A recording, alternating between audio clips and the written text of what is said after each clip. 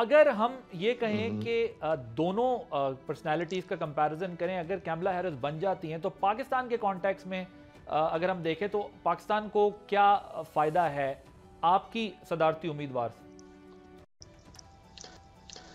دیکھیں دس از a very tough question. میں نہیں سمجھتا کہ کاملا ہیرس کے الیکٹ ہونے کے بعد کوئی بہت بڑی چینج آئے گی جس میں جو پریزیڈنٹ بائیڈن کے ٹائم پہ جو معاملات تھے اسی طرح یہ چلتے جائیں گے.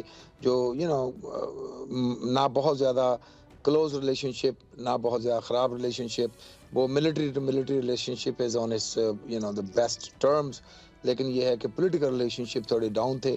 تو آئی بلیو کہ یہ شاید اسی طرح چلتا رہے گا، کیونکہ there is no big reason out there with Pakistan today to develop too much of a lovey-dovey relationship, I believe.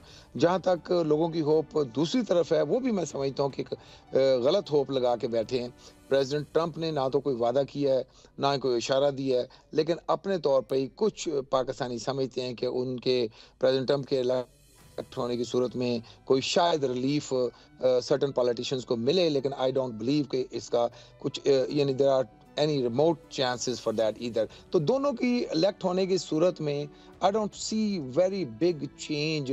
دیکھیں نا، ٹرمپ پہلے بھی تھا تو اس وقت بھی کوئی خاطر خواہ کوئی ٹینجیبل ہمیں ریزلٹس نہیں نکلے. پھر پریزیڈنٹ بائیڈن کے بھی 4 سالوں میں ہم نے دیکھا کہ کوئی اتنا زیادہ نہیں تھا.